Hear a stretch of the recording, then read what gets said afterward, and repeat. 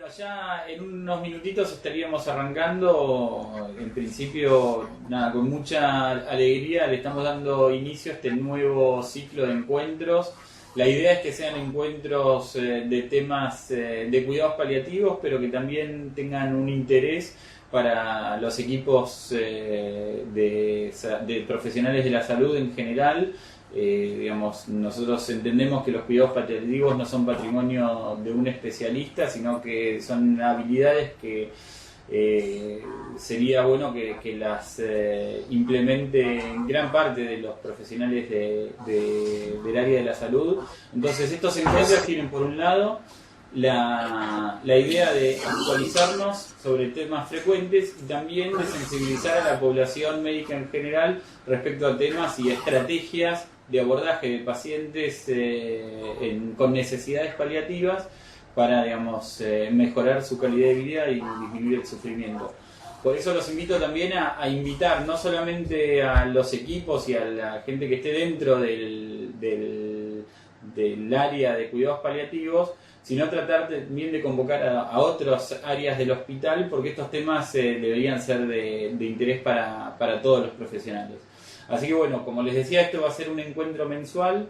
Empezamos este primer encuentro con un tema sumamente importante, que es la utilización de la vía subcutánea, que más allá de ser un procedimiento, digamos, anterior a la vía endovenosa, ha perdido, digamos,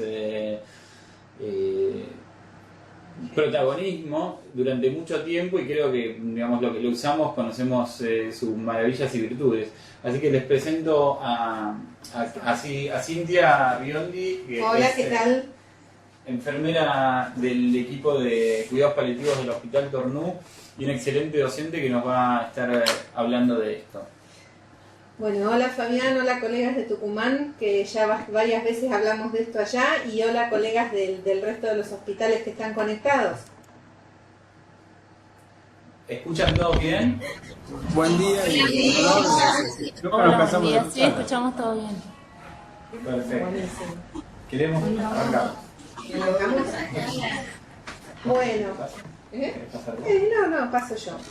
Bueno, vía subcutánea, que con algunos ya lo hemos hablado varias veces, por ahí está diferente la presentación, aunque es un tema que ya lo venimos conociendo, porque bueno, le hemos incorporado más cositas de lo que venimos trabajando en el Tornú, que es el lugar donde yo trabajo. Bueno, para empezar, la idea es ver cuáles serían los objetivos de lo que vamos a conversar hoy, ¿no? Y sería ver la evidencia disponible para fármacos y soluciones que se pueden dar por vía subcutánea en distintas situaciones clínicas de los pacientes, compartir la experiencia local, es decir, la experiencia que tenemos nosotros en el hospital, y que cuando hicimos el trabajo nos dio mucho gusto ver que estábamos muy parecidos, inclusive con los mismos resultados que en otras partes del mundo, de colegas que trabajan más y que tal vez tienen más posibilidad de investigación y de escribir más cosas. Y también reflexionar sobre cómo impacta los tratamientos que queremos dar, las formas de administración de esos tratamientos, en el control de síntomas, si somos efectivos, y en la calidad de vida de las personas que reciben estos tratamientos. Porque sin duda que puede haber muchas ideas de cómo administrar una medicación, una solución, un fármaco, pero no todas las formas son tolerables para los pacientes o posibles de poner en práctica. Entonces la idea también ver es el impacto que generamos en ellos. Y entonces, para pensar en dónde ponemos el foco, el tema es esto que decimos siempre de ver el árbol, pero también ver el bosque, que el árbol no nos impida ver el bosque. Porque tenemos que pensar, desde lo que es cuidados paliativos, que nosotros buscamos calidad de vida. Mediante nuestro abordaje buscamos eso, calidad de vida para paciente y familia. Entonces, pensar si en lugar de una vía endovenosa con múltiples intentos fallidos, con una frecuencia de recambio que obliga a más punciones, podemos pensar en otras formas de administración, que además de ser cómoda para el paciente, lo pueda hacer la familia, en casa muchas veces. Pensar que ya de por sí es un grupo de población que tiene problemas asociados con enfermedades muy serias, que ponen en riesgo su vida, que amenazan su vida constantemente, y que esto los expone a un sufrimiento. Tratemos de evitar el evitable en procedimientos, punciones y demás. Y también ver que, bueno, es esto de tratar el dolor y otros síntomas y problemas. Entonces, ¿Qué medicamentos podemos dar que alivien estos síntomas, que prevengan situaciones de mayor sufrimiento? Entonces esto, no quedarnos con ver el árbol y que no nos impida ver el bosque, el paciente en su contexto. No es le tengo que dar 1 litro de suero fisiológico por día, sino esta persona necesita 1 litro de suero fisiológico, esta persona necesita este antibiótico, necesita este neuroléptico o este medicación para el tratamiento de su enfermedad. Y entonces la primera pregunta es cuándo y cómo hidratar o no hidratar, porque no todos los pacientes van a tener los mismos requerimientos. Sabemos que en la enfermedad avanzada el requerimiento de hidratación disminuye.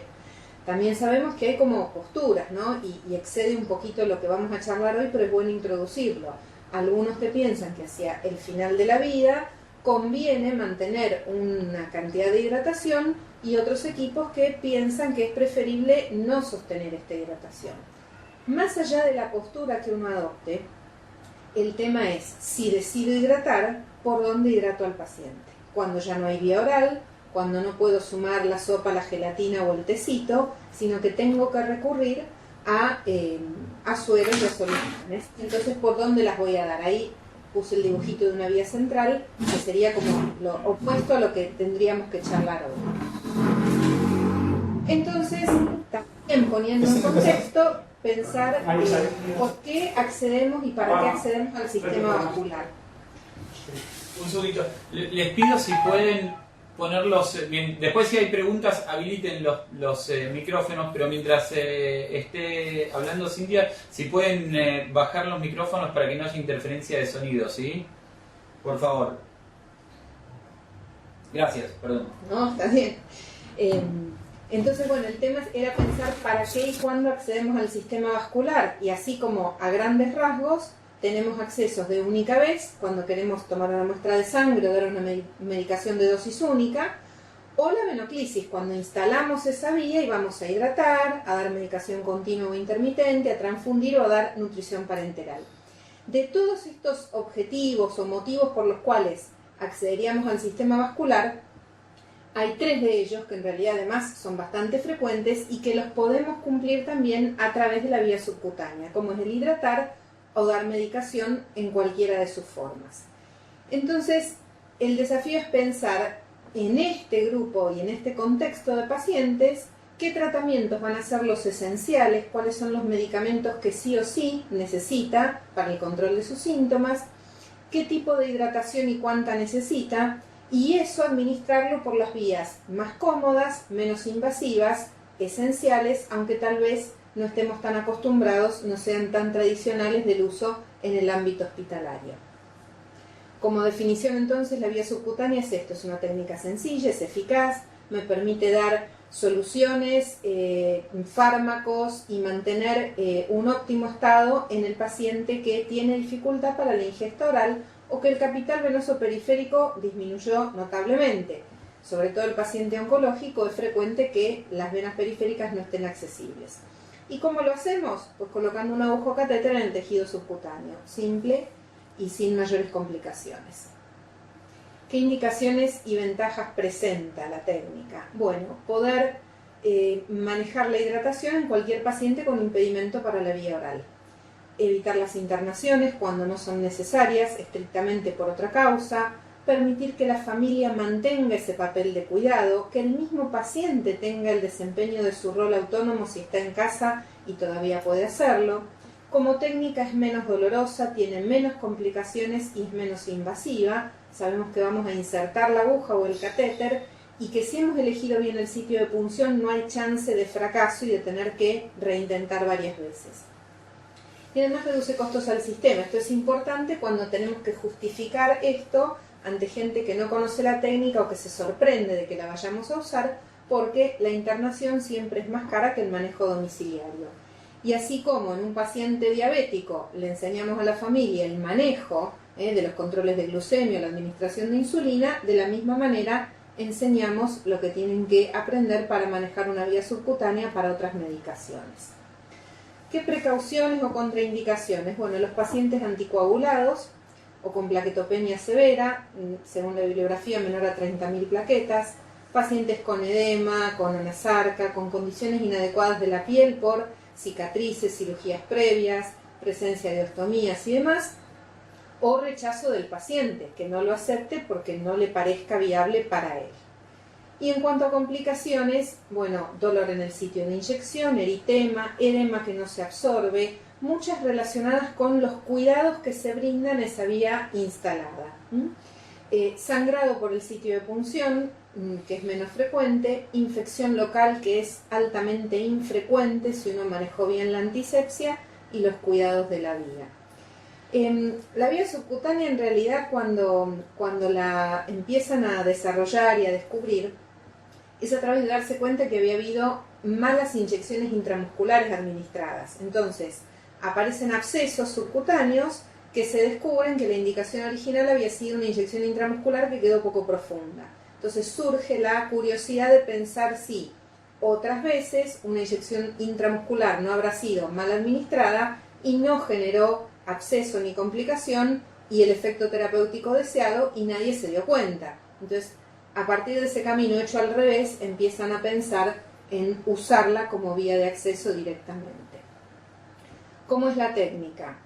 Como cualquiera ha administrado una insulina o una heparina, con lavado de manos, con elegir el sitio de punción, la antisepsia, la inserción de la aguja o del catéter en un pliegue a 30 o 45 grados y la fijación, idealmente con apósito estéril, si no, se hace con cinta, siempre dejando visible el sitio de punción, que es lo que vamos a tener que controlar. Entonces, de acuerdo al centro donde trabajemos y al protocolo de cada centro, se hará la antisepsia. En el hospital usamos el alcohol y la hidropovidona. Las guías últimamente hablan y prefieren la clorexidina en base alcohólica. Esto dependerá también de la disponibilidad de materiales. Lo mismo lo que tiene que ver con la elección del material de punción. Elegimos una aguja Butterfly, elegimos un Avocat, elegimos los catéteres que son con alas tipo Butterfly, pero que es catéter flexible. Esto va a depender de la disponibilidad. Y en los trabajos no hay nada que privilegie un material al otro, lo mismo que para la fijación. Vamos a elegir la medicación, la solución que tenemos que administrar, los elementos necesarios y allá vamos. En cuanto al sitio de punción, recordar importantísimo que si bien hay varios lugares donde podemos administrar medicación, cuando se trata de hidratar, el volumen que vamos a poner requiere de una cierta cantidad de tejido subcutáneo disponible. Por eso, para hidratar, solamente vamos a usar la zona subclavicular, por encima de la mama, respetando el área de la mama, o la zona de flancos abdominales y periumbilical, porque tiene más cantidad de tejido y tenemos más chances de que eso se vaya absorbiendo. Cuando colocamos una vía en el deltoides o en la zona de muslos, se puede utilizar para medicación intermitente de pequeño volumen, no más de 4 o 5 mililitros. Y tenemos otra opción, que es cuando hay pacientes con agitación psicomotriz, que necesitamos primero bajar ese delirium antes de poder administrar cualquier tratamiento, y la vía se puede colocar en la zona subescapular, interescapular, donde el paciente no tiene tan fácil acceso, y ahí podemos administrar los fármacos que controlen ese síntoma y después pensar en un lugar mejor para una vía con otros objetivos. Estas serían dos fotos de una vía colocada. Tal vez en la foto de arriba se ve ese catéter que yo les mencionaba antes, que por lo menos en Tucumán las colegas me han contado que lo usan mucho para administrar medicación oncológica, lo mismo que están usando las bombas elastoméricas, me habían comentado. No sé en los otros hospitales cómo viene pasando esto. Y la otra foto es la aguja Butterfly. En la foto de más a la derecha y abajo, lo que se puede ver es que la cinta adhesiva por error está cubriendo ese sitio de punción. Esto no debe pasar, porque el lugar donde está el sitio de punción es un lugar que necesitamos para control. Entonces la tela adhesiva debe tomar las alas de la Butterfly, pero sin tapar el sitio. ¿Cuál es el desarrollo actual de la vía subcutánea? Bueno, si vamos a PubMed y ponemos como criterios de búsqueda vía subcutánea o hipodermoclisis, restringiendo a los últimos 5 años, aparecen cerca de 80 trabajos publicados con evidencia. ¿Y qué es la evidencia que están desarrollando? Bueno, anticuerpos monoclonales para el cáncer, inmunoglobulinas para enfermedades neurológicas o en neumonología, hidrocortisona, anticonvulsivante, furosemida y antibióticos, que la guía de CEPAL del 2013, después les pasamos el vínculo para que la bajen, está gratuita en internet, en red. Hay una gran cantidad de antibióticos que están usando por vía subcutánea. Pero bueno, esto para ver que en los últimos años hay mucha evidencia y mucho interés en trabajar esta vía.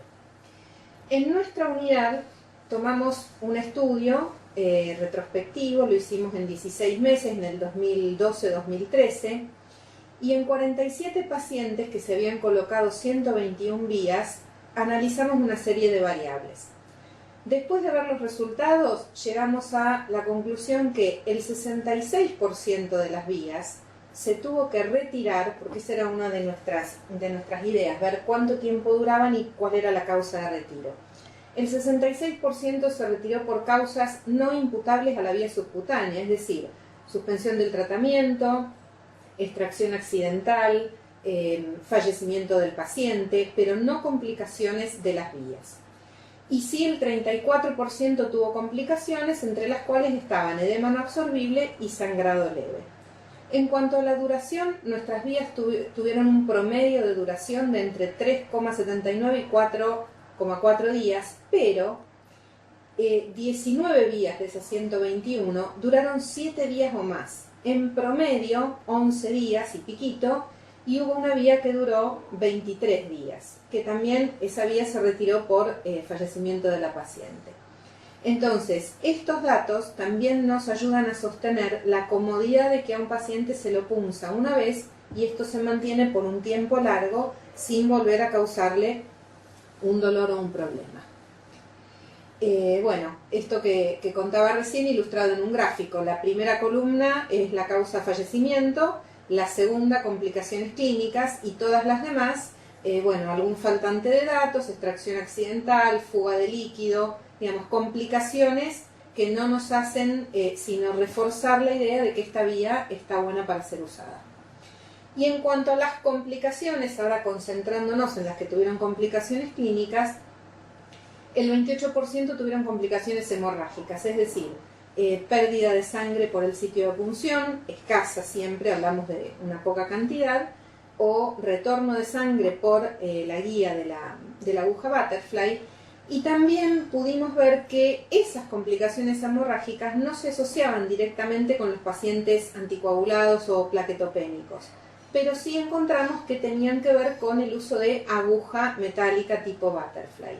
Nos queda pendiente por ahí estudiar un poquito más este subgrupo. Y 11 vías tenían más de una complicación asociada, es decir, había dolor, había eritema, había edema no absorbible, pero no tenían una complicación única, sino varias. También pudimos ver, no hubo en este trabajo ninguna vía que se retirara por abscesos o infección, y estamos hablando de 16 meses. Sí tuvimos un caso en la unidad, y pudimos identificar que no se trató de la vía en sí, sino de una paciente que estaba su piel colonizada por un estafilococo, así que esa señora no la punzamos más por ninguna vía, porque era punzarle y generarle un absceso, no tenía que ver la vía subcutánea en sí. Bueno, y para mostrar algunas fotos de las complicaciones, porque es lo que al que está menos familiarizado tal vez le puede servir más. Esta es una vía que fue colocada en el muslo, y que se colocó con un volumen de 500 mililitros de fisiológica con medicación en solución, tenía fentanilo para el dolor y tenía neurolépticos, y este paciente no estaba respondiendo. Y durante toda la noche la enfermera que estuvo en el turno intentaba hablar con el médico de guardia, se le pasaban rescates, se pensaba en aumento de dosis.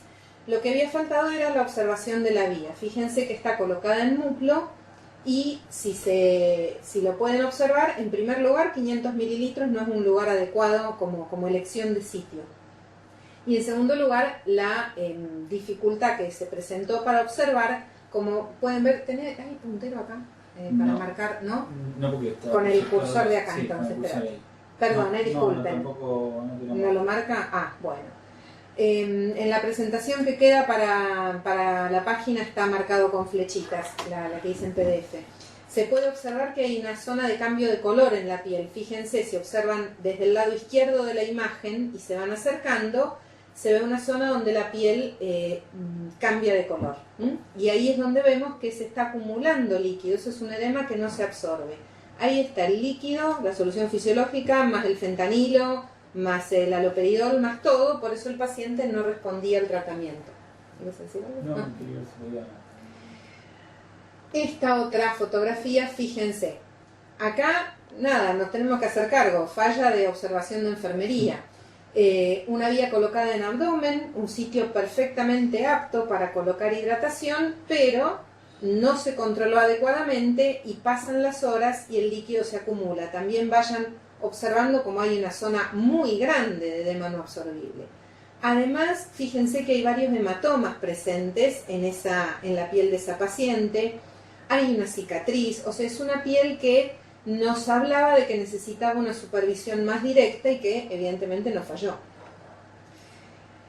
En este otro caso, un paciente que presentó, fíjense bien cerca donde está insertada la aguja, hay como un bultito, el reflejo de la foto tal vez no es la mejor foto. Presentó una induración y además un eritema relacionado con fármacos. Hay fármacos que son más irritantes. El tema es observar y si se presenta esto, retirarlo rápidamente. El eritema y la induración. Y en este caso, son dos fotos, ahora viene la segunda, es para llamar la atención sobre el punto de observar la vía desde muchos lados. Si uno la mira así como está, esta vía está colocada debajo de la clavícula, parecería que no tiene complicaciones.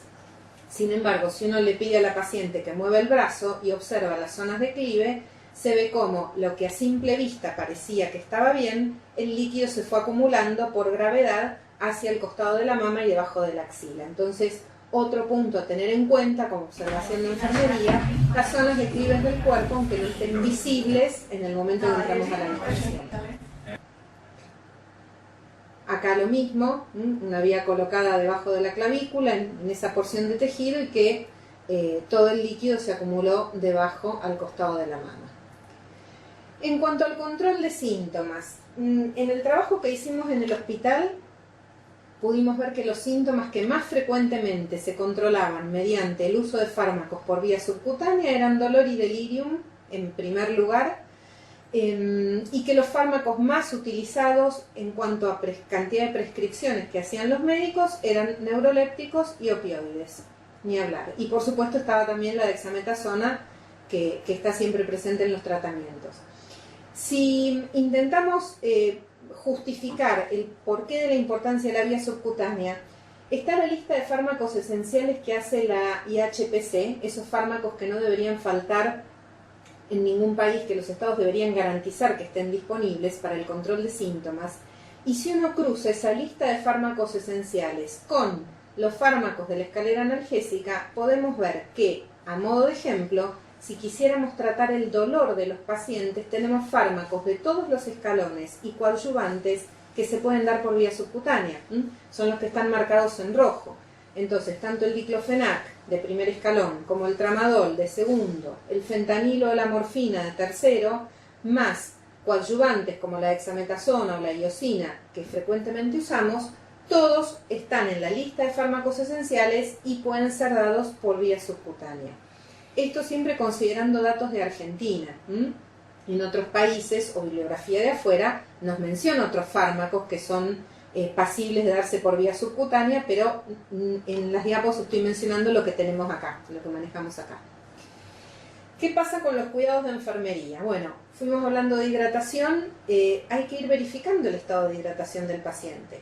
La humedad de piel y mucosas, la turgencia de la piel, el signo de pliegue. No guiarnos por lo que es edema y sed, porque eso no nos indica hidratación. El edema va a estar dado por muchas causas en el paciente oncológico y no me habla necesariamente de una correlación con la hidratación que el paciente tenga. Lo mismo que la sed, que puede estar dada por fármacos, la sensación de boca seca, la presencia de infecciones como la candidiasis y demás. Tener siempre presente los valores de la función renal, porque uno va a aumentar o disminuir hidratación en base a eso, y también puede llegar a necesitar modificar fármacos. Valorar esos fármacos que tienen efecto en el sistema nervioso central. Eso apunta a que uno como equipo también esté más seguro cuando toma la decisión de hidratar y de con cuánto hidratar. Pensar en la hidratación como medida de confort. Determinar junto al médico, los enfermeros tenemos que tener este rol protagónico de participar con el resto del equipo en la toma de decisiones del requerimiento de volumen o de los fármacos que vamos a estar administrando y el balance. También acá hago un paréntesis, nosotros ponemos una vía, en este caso estamos hablando de la subcutánea, y tenemos que saber que el paciente va a eliminar eso que ponemos.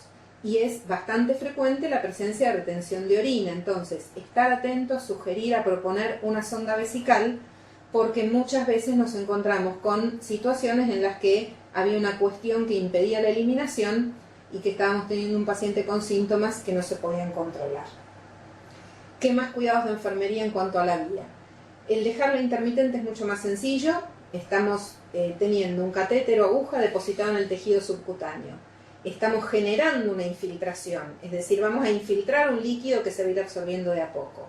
No estamos accediendo de forma directa al sistema vascular, entonces dejar una vía intermitente, en el caso de la subcutánea, es sencillísimo, es con técnica limpia retirar la guía de suero si se está infundiendo y colocar un tapón y ya está.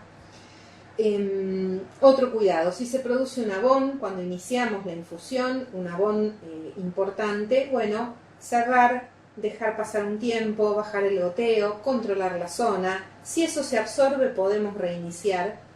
En el caso de abdomen, como mencionaba el dibujito de hace unas diapos, colocar la aguja perpendicular a la línea media porque el paciente al sentarse se puede lastimar.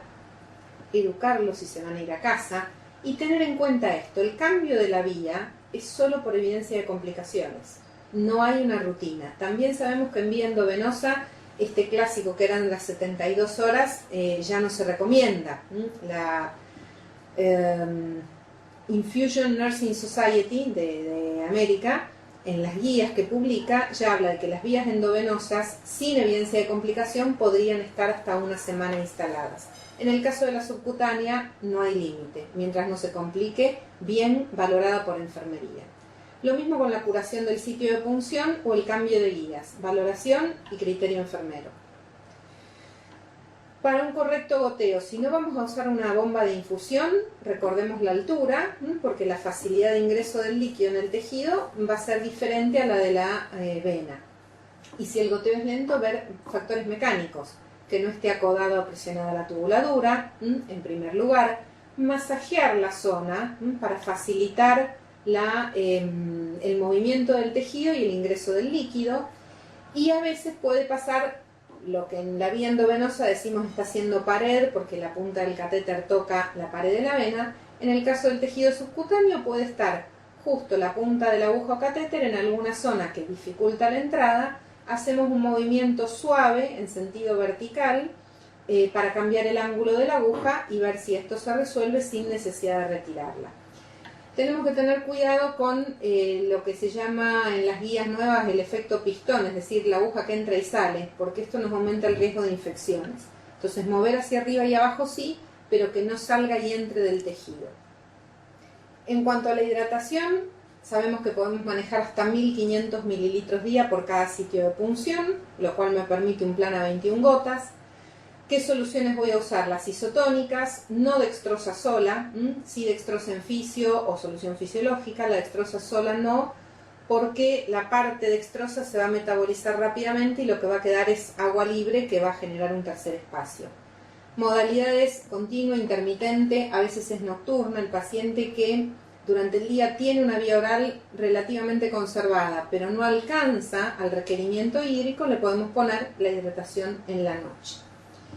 En cuanto a la medicación, bueno, la vía subcutánea no está mencionada en la mayoría de los prospectos, pero tenemos la posibilidad de administrarlo porque si nos basamos en guías que presentan evidencia, esto se puede realizar sin ningún inconveniente, justificando por qué uno lo está haciendo. Verificar estas actualizaciones, como les mencionaba, la guía de CEPAL habla de antibióticos. Nosotros no tenemos en el hospital nuestro experiencia en antibióticos, es algo que nos gustaría empezar prontamente. También es cierto que en ciertas etapas de la vida los antibióticos son un medicamento que no consideramos esencial.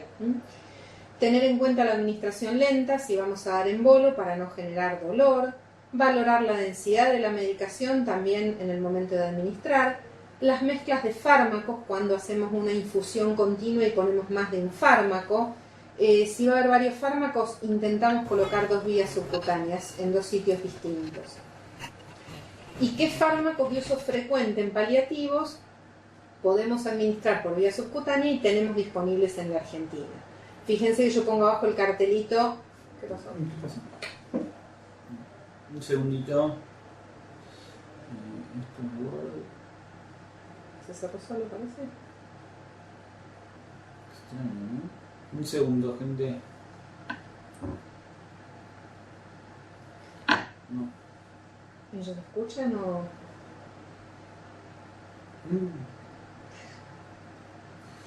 Bueno. No importa, si escuchan y ven, seguimos hablando. No, es que se está apagando. ¿Nos ven en este momento? No, se cortó. Bueno, hola. Sí. Perdón, hemos tenido algún inconveniente con la computadora. Voy a buscar a alguien del servicio técnico. Mientras tanto, los dejo con la versión a capela de Cintia. Bueno, ¿qué vamos a hacer? Adaptar los recursos. En el momento que se cortó estábamos hablando de la mezcla de fármacos. Entonces, espero que se oiga, si no después lo repetimos cuando nos resuelvan esto. Cuando tenemos más de un fármaco para administrar, tratamos de colocar 2 vías subcutáneas en 2 sitios distintos. Si esto no fuera posible y hay que hacer mezclas de fármacos en una misma infusión, manejamos un límite de hasta 4 fármacos. Y en las guías está explicitado cuáles se pueden combinar, pero en principio no hay ningún problema con las combinaciones de los fármacos que necesitamos en la etapa final de la vida, cuando ya uno necesita optimizar las vías de acceso y los fármacos que va a utilizar. En principio, con la mayoría no tenemos dificultad. De todas maneras, hay que consultar siempre las guías actualizadas. Pero, por ejemplo, morfina, midazolam, haloperidol pueden combinarse sin problema en una misma infusión. ¿Y la pantalla? Y eso está bien. No sé si... ¿Siguen oyendo? Un fármaco con el que hay que tener una extrema precaución es la dexametasona. La dexametasona generalmente está presente en estas etapas del tratamiento y es un fármaco que debe darse por vía única y en general lo que proponemos es darlo por sitio exclusivo de punción, es decir, no pongo una vía y la dejo puesta para la dexametasona, sino que la doy directamente por punción directa y voy rotando el sitio. Es un fármaco que precipita con la mayoría de los demás porque tiene un pH diferente a la mayoría de los otros. Y aunque yo no vea el precipitado porque ya entró al cuerpo, esto va a suceder debajo del cuerpo y el problema para el paciente va a estar igual aunque yo no lo esté pudiendo observar. Así que la dexametasona siempre sola. También a tener en cuenta, cuando hablamos de lo que son las vías esenciales, que la dexametasona en ampollas se puede dar por vía oral. Entonces, la misma ampollita que administraríamos endovenosa subcutánea se puede cargar en una jeringa y darle al paciente que la tome por vía oral, sin ningún problema, más allá del sabor que puede no llegar a gustarle. Y otro tema, cuando hablamos de vías esenciales, no para explayarme, pero sí para mencionar, en ocasiones, no lo tenemos presente, pero en ocasiones cuando los pacientes tampoco podemos usar la vía subcutánea, comenté la señora que estaba colonizada por un estafilococo, hay que tener siempre en la mente la posibilidad del uso de la vía rectal. Y hay muchos fármacos que tienen una buena absorción por vía rectal. Si pensamos en los opioides es la metadona, así que a no olvidarse de que como vías de administración también existen otras. Probablemente menos tolerables, probablemente no estamos acostumbrados, pero no se debe descartar por ese motivo. Pero se nos fue la otra. Ahí está la otra, pero se nos fue esa. Uno y uno. Pusiste una, después se fue una. Ustedes sigan. Seguimos. Las complicaciones, les comenté las que veíamos con más frecuencia, se corresponden a lo que dice la bibliografía Y en cuanto a la hidratación, la toma de decisión tiene que ver con ver al paciente en contexto, en qué situación se encuentra, qué esperamos de la hidratación, qué volumen le queremos administrar. Como cuidados de enfermería, los que mencioné antes, creo que no estoy olvidando en este momento nada, así que en cuanto se pueda y... ¿Te parece? Se larga las preguntas. ¿Quieren? Quizás podemos hacer este espacio como para si tienen alguna pregunta o quieren conversar algo mientras ponemos a punto de vuelta la presentación. ¿Alguien tiene algún comentario o alguna consulta para hacer? Hola, acá Cipoletti. Acá más que nada para las chicas que no son de cuidados paliativos, que siempre tenemos por ahí la duda con respecto a la medicación, que no dice que se puede pasar por vía subcutánea. Entonces tenemos las ampollas de levomepromaxina o ranitidina, que generalmente dicen venosa, pero no dicen vía subcutánea. Entonces siempre se nos presenta ese problema. Por ahí, si le puedan aclarar algo ustedes ahí. Si legalmente existe algo sobre eso. Perfecto. Sí. Decir la pregunta porque si no la escuchan.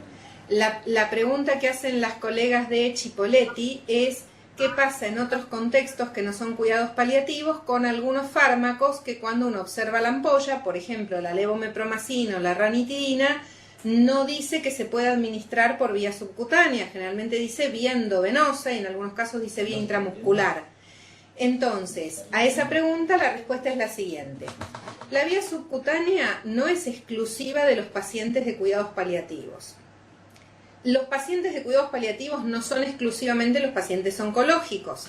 Sabemos que en cuidados paliativos abarcamos una población muy grande, todo lo que se considera cronicidad avanzada, enfermedades de órgano noble, los ancianos, muchas personas con muchos requerimientos de salud.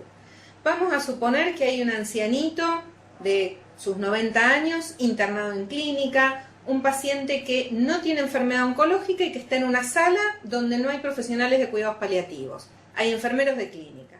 Y viene el médico y le indica a este ancianito la ranitidina y le indica la levomepromacina porque tiene un delirio agitado que no se puede controlar. Bueno, la enfermera puede administrar con tranquilidad eso. ¿Por qué?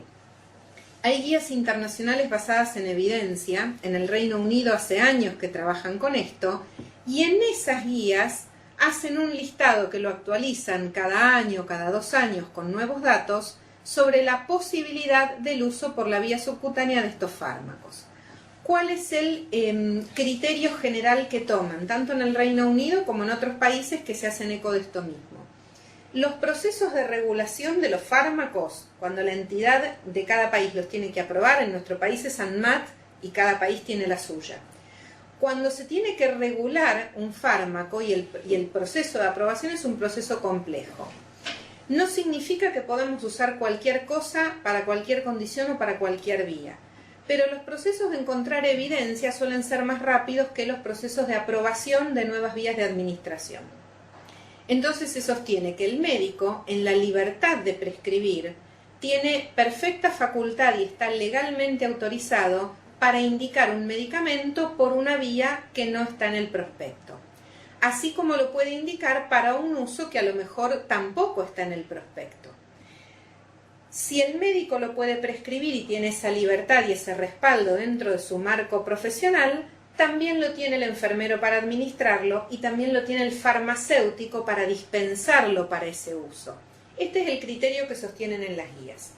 Sacando ese criterio yo hago la pregunta que suelo hacer a otros colegas que me plantean lo mismo.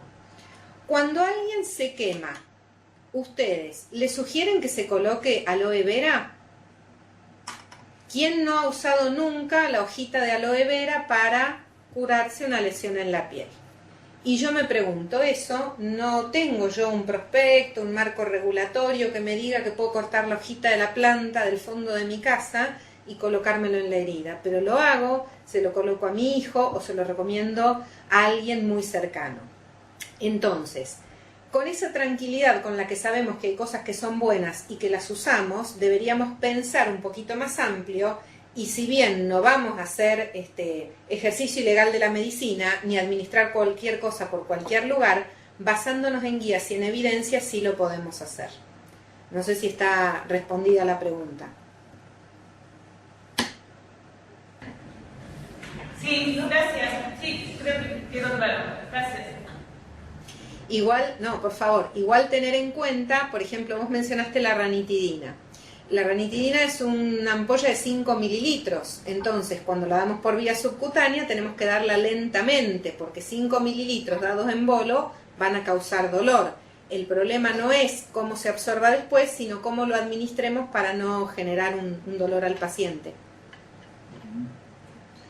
Bien. Bueno, creo que se había... Oh, por Dios, oh, por Dios. Creo que se había cortado cuando empezamos a ver los fármacos. Yo pongo siempre el cartelito verificar actualizaciones y entre la bibliografía que les damos está la página donde esto se puede consultar, que es la página del Reino Unido, palliativedrugs.com, que es la que actualiza todo esto con evidencia. Igual esto como panorama general, van a ver que hay algunos medicamentos que debemos dar diluidos. Igual les queda todo esto, el material les queda. Hay medicamentos que se pueden utilizar por vía exclusiva, yo mencioné la dexametasona, acá entre los neurolépticos, benzodiazepinas, menciona el fenobarbital. El fenobarbital lo usamos como fármaco sedativo en el contexto nuestro, pero podría ser la opción de un anticonvulsivante en el paciente que lo necesite y no tenga otro acceso por donde administrar medicación. Pero también se debe dar diluido y por vía exclusiva. La clorpromacina es controvertida y quedó reservada solamente para, no la usamos nosotros hace mucho, pero solamente para casos de hiporrefractario y se da solamente en infusión continua porque irrita el tejido y requiere una supervisión muy directa. ¿Querés que pasemos? Ranitidina, que mencionaba la colega, el omeprazol. El omeprazol es interesantísimo darlo diluido porque me ha pasado de que algún colega me diga, ¿cómo va a irritar el omeprazol si es un antiácido? Sí, hombre, será un antiácido a nivel estomacal, pero tanto en las venas como en el tejido subcutáneo es sumamente irritante el fármaco. Endovenoso también debemos diluirlo. Y en el caso de subcutáneo, en 200 mililitros y en 2 horas. Entonces es bueno saber que la dosis total de omeprazol convendría darla una sola vez al día, cada 24 horas, por una cuestión de practicidad. Creo que estamos, pasemos. ¿Y qué pasa con la naloxona? La naloxona, es interesante tener en cuenta esto. La naloxona es el fármaco que vamos a utilizar como antagonista de opioides cuando se nos presente un caso de depresión respiratoria. No hay duda que si estoy frente a un paciente que ha hecho una depresión respiratoria, yo necesito velocidad. Entonces, nadie duda que la naloxona debería poder darse endovenosa. Pero, si la persona está respirando menos de 8 veces por minuto, saturando menos del 90% y no está despertable, su conciencia está disminuida, con lo cual, con esas 3 cositas a mí me cierra que pueda estar teniendo una depresión respiratoria, si no tiene vía endovenosa, el tiempo que pierdo en buscar una vía, más vale que administre algo de naloxona por vía subcutánea, mientras otro colega o yo mismo más tarde intento conseguir una vía endovenosa. Entonces, no duden, en el caso de la naloxona, frente al paciente con depresión respiratoria inducida por opioides, que se puede utilizar por vía subcutánea en el caso en que no tengamos un acceso venoso disponible. Bueno, los bifosfonatos también los usamos. El pamidronato, que es el más habitual de usar en nuestro medio, cuando lo damos por vía subcutánea, lo que hacemos es duplicar el tiempo de infusión. Siendo venoso lo damos en 2-3 horas, subcutáneo lo damos entre 4 a 6 horas. Generalmente cuando pasa esto el paciente queda tipo hospital de día en la unidad. Fármacos de uso habitual en clínica y que cualquiera está familiarizado: heparina, furosemida, la vitamina K y los electrolitos siempre en solución, potasio y magnesio, que podemos poner en un plan. Lo de las mezclas de drogas que comenté antes, la evidencia nos permite combinar algunos fármacos, pero no poner más de 4 en la misma solución, y la dexametasona siempre aparte. Bueno, y como material de consulta, esto es todo del 2015, después están los vínculos. La Sociedad de Enfermeras de Infusión que mencioné antes, publica esta Innovaciones en Infusión Subcutánea, muy interesante, está en inglés disponible nada más. Y la revista de Farmacia Hospitalaria, también del 2015, que hace un listado de los medicamentos que siguen teniendo evidencia para la vía subcutánea. Acá también hay una gran cantidad de antibióticos mencionados. Y habla de las formas de administración y demás, muy completo el artículo. Les decía que bueno, esto es del 2015 y hay, voy a pasar la diapositiva, la monografía de SECPAL, Sociedad Española de Cuidados Paliativos, que también es del 2013, pero tiene una muy buena fundamentación de todo el uso de la vía y la descripción de los fármacos que se utilizan. Y otras dos artículos, uno que habla sobre la vía subcutánea en atención primaria, el uso en atención primaria, y otro como estrategia en los pacientes con demencia avanzada, los ancianitos con demencia avanzada. Todo eso disponible lo van a tener.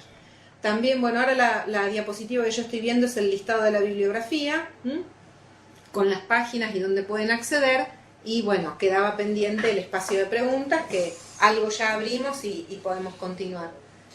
Bien. A ver, les hago una pregunta. Si ponemos así, ¿ustedes nos ven ahora o ven la pantalla en negro? No, se lo ve. ¿Los vemos? ¿Se ve? Perfecto. Bueno. Bien. ¿Alguien tiene alguna pregunta? Dos preguntas tenemos nosotros. Perdón, sobre el material dice que se va a subir, se va a entregar el PDF, pero ¿a dónde, a qué dirección, a dónde tenemos que verlo? ¿Dónde lo...? Todos los que se inscribieron, ustedes se inscribieron y tienen el mail, les va a llegar entonces al mail. Ah, genial, gracias. Bien. No, por favor. Está completo tal cual y lo presentamos. Está Formosa para hacer una pregunta. Sí, Mabel, ¿había alguna pregunta de Formosa? Sí. Primero, ¿qué drogas no pasarían o no recomendarías pasar por esa vía? Si hay alguna que no recomendarías.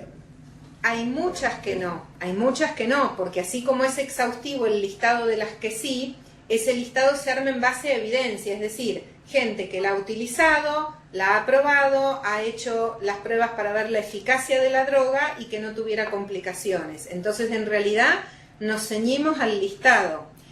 Por eso también comentaba yo antes que si bien los antibióticos están teniendo evidencia actual, aún no tenemos nosotros experiencia y yo no te podría hablar de qué antibiótico resulta o no resulta más que de lo que está en las guías, porque no los hemos administrado. No hay experiencia aún nuestra. ¿Es un plan que tenemos en la unidad? Sí, claro, porque vemos que puede ser muy útil. Y a través de pacientes que se nos han presentado con estas limitaciones, sabemos que es algo que tenemos que empezar a desarrollar. Los antibióticos, el que los quiera utilizar tendrá que basarse en las guías, y sí, yo recomiendo que esto se hable primero con el comité de ética del hospital, porque uno va a estar utilizando un medicamento en algo en lo que no hay experiencia en el país, que es lo que nosotros estamos preparando. Pero sí, como resumen, ese listado, fíjate que incluye medicamentos para cubrir la mayoría de los síntomas.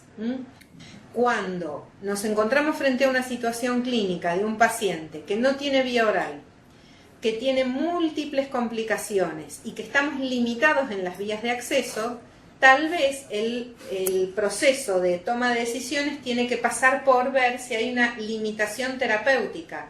Es decir, este paciente no podemos administrarle este tratamiento porque ya no tenemos por dónde administrárselo, que es como otro debate frente a la situación concreta del paciente. Okay. ¿Y la otra? Bueno, sí, muy linda la clase. Una acotación más de nuestra experiencia. Por ahí nosotros nos va mejor con el Avocat, o sea, hacer la vía subcutánea con un Avocat muchas veces le molesta bastante menos al paciente, no le hinca tanto, no tiene esa sensación de pinchazo y demás, así que por ahí utilizamos más el Avocat. bueno, eso. Sí, totalmente de acuerdo. Nosotros el tema de elegir el material tiene que ver con disponibilidad, no con otra cosa, y como les decía antes, la verdad que no hay evidencia que sustente más un catéter o una aguja respecto a otro. Y totalmente, sí, a veces la aguja pincha, sí, sí, totalmente. No sé si... Bien. más. ¿Alguna otra pregunta que quieran realizar? A ver, está Una Perdón, consulta. ahí levantando la mano. Sí, hola, ¿qué tal? Quería hacer una consulta que no me quedó claro. ¿La levomepromacina tiene la misma particularidad que la clorpromacina en cuanto a la administración? Nosotros en pediatría tenemos buena experiencia con la levomepromacina de uso intramuscular en los chicos, ¿no? En casos de irritabilidad o sedación. Sí, la levomepromacina la usamos sin problema por vía subcutánea.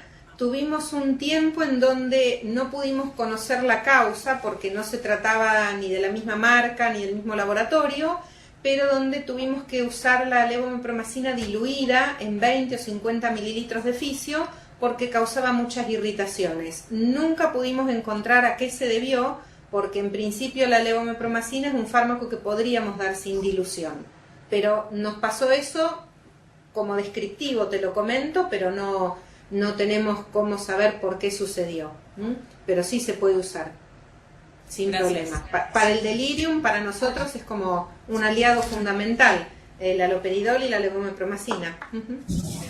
Te debe escuchar. Sí, ¿se escucha? Sí. Te hago otra consulta. Sí. Habías dicho que la dexametasona habría que colocar otra vía porque se precipitaba con otro medicamento, ¿puede ser?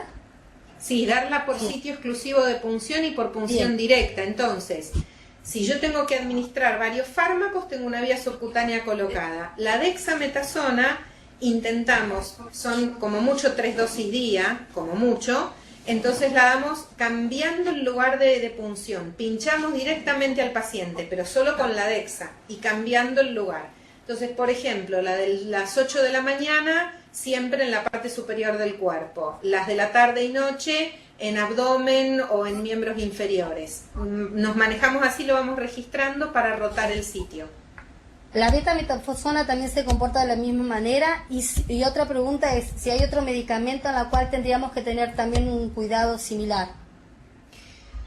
El ketorolac, que lo usamos poco, pero que también es alcalino y necesita sitio exclusivo, aunque no necesita dilución grande, y el fenobarbital, que necesita sitio exclusivo y dilución. ¿La beta? ¿Y la beta-metasona? La beta no aplicamos por vía subcutánea, ¿no? ¿Betametasona en No, ampolla no. tienen? No tengo presente yo, Tenemos ampollas. Sí, sí, sí. Mira, Le hemos aplicado, pero intramuscular. Queremos saber si se aplicaría también por vía subcutánea, si llegara a darse el caso. No la conozco la ampolla, no te puedo responder, perdón.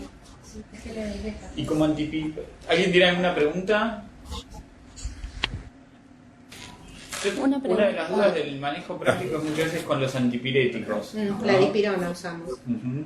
La dipirona que la damos diluida, sí, la damos diluida la dipirona en 20 o 50 mililitros, no mucho más.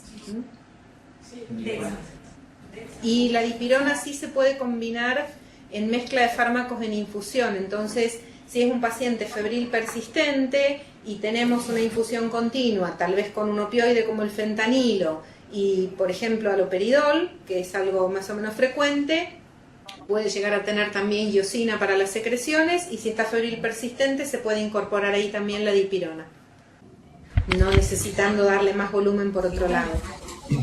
Perdón, tengo otra consulta. Vos dijiste que se puede hidratar y poner cloruro de potasio. ¿Hasta cuántos mili equivalentes podés administrar por vía subcutánea para hacer hidratación? Exacto. Mira, es tan irritante como lo es en la vena, así que como límite sería una ampolla por cada 500 de fisio, o sea, una ampolla por frasco. Gracias. No, por favor. Y sí, perdón, vuelvo al potasio.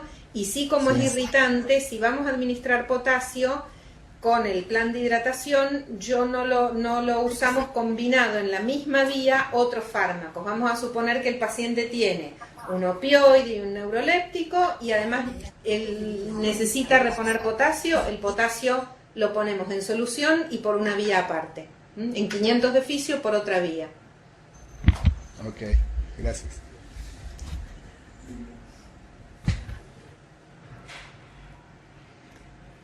Hay en la bibliografía 2 casos reportados de hemorragia severa que coincide con el uso de la vía subcutánea.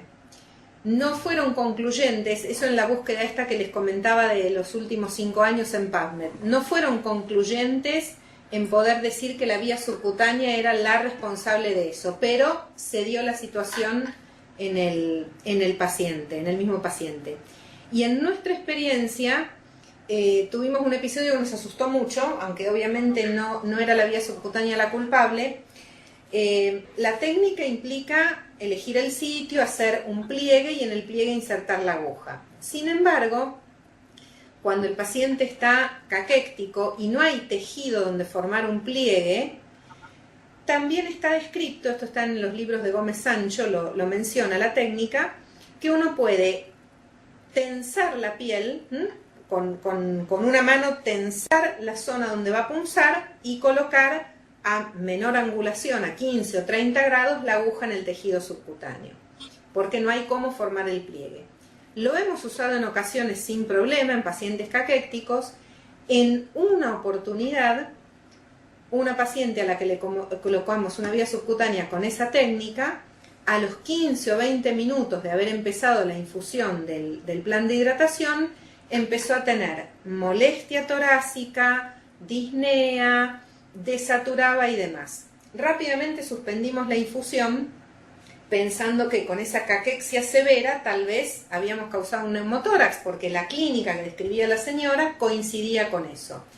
No lo fue, pero pasamos un rato así como de malestar porque nos asustamos bastante y no encontré en ninguna bibliografía la descripción de eso. O sea, la buscamos después del episodio y no encontré nada que se relacione, así que bueno, es un comentario de un momento que pasamos incómodo porque la señora era kinesióloga, entonces tal vez jugó en ese episodio lo que ella estaría pensando de lo que podía pasarle.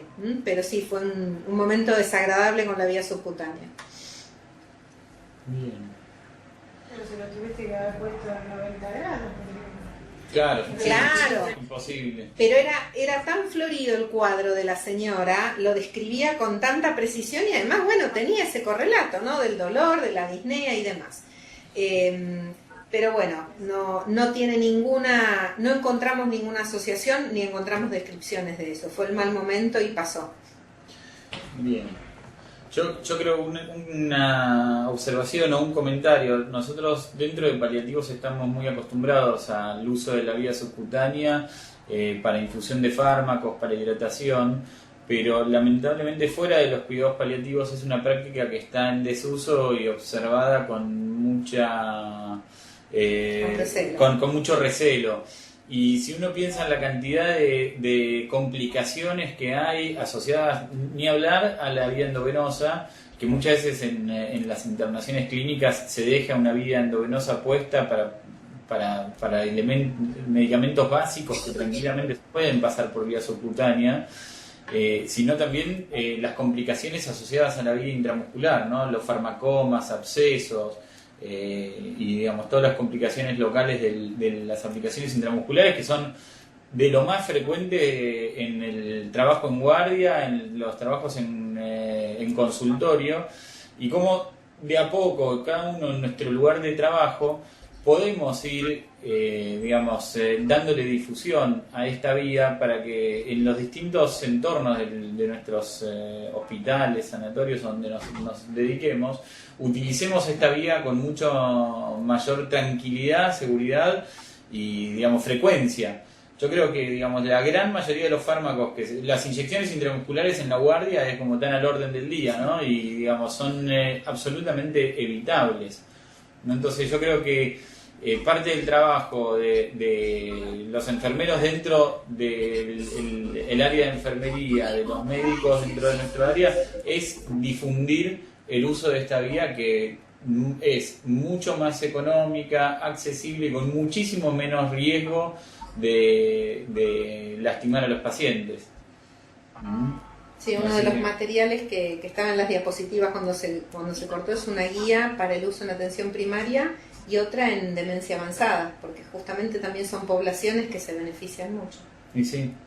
Sí, si pensamos seguro en cuántas internaciones, cuántas vías endovenosas en nuestros lugares de trabajo están puestas en la sala de clínica, cirugía y demás, para mantener planes de hidratación mínimo, para tratar con, digamos, diuréticos, con antieméticos, con medicamentos que están absolutamente probados y demostrados que tienen una alta eficacia por vía subcutánea, y todas las complicaciones asociadas a esas vías, ¿no? O sea, entonces creo que es un tema que, bueno, de a poco va excediendo el campo de los cuidados paliativos para, digamos, transformarse de vuelta en una vía de amplio uso.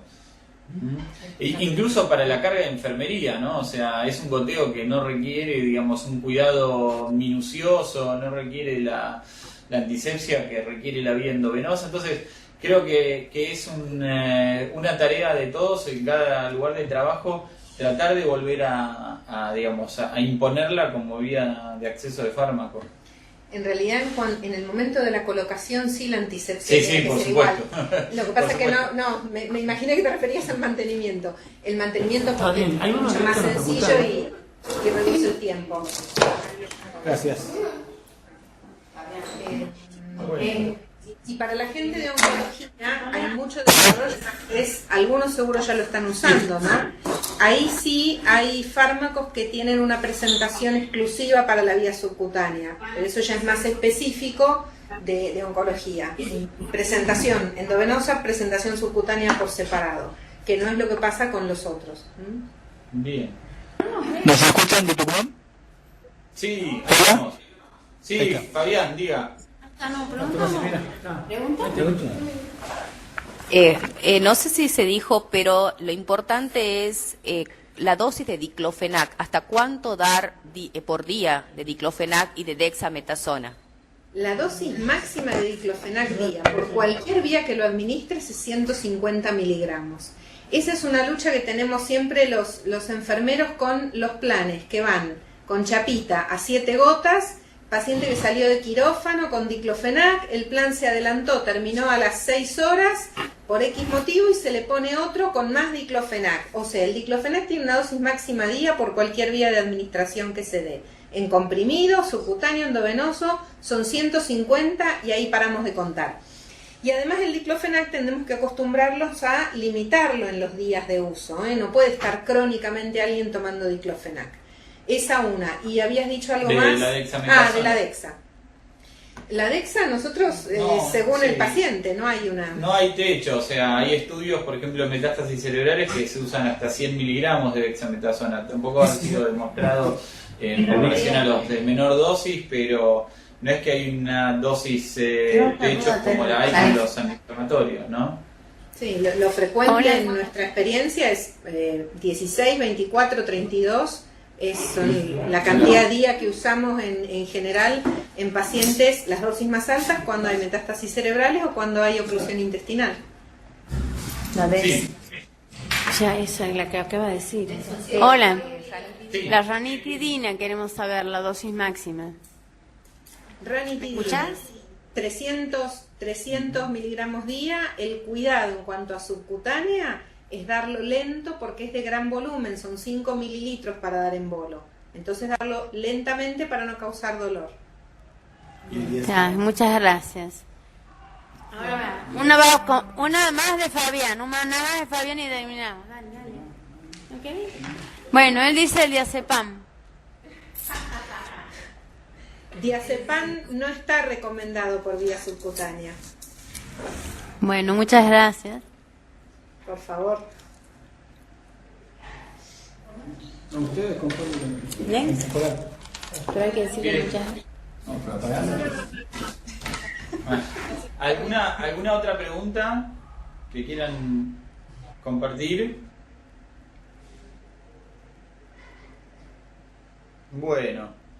Bueno, le Muchas agradecemos gracias a Cintia por tan brillante exposición, con tanta, es lindo compartir. tanta claridad y bueno, digamos, estamos encontrándonos mensualmente, ya les iremos pasando el cronograma del resto de las actividades y digamos, unas buenas tardes.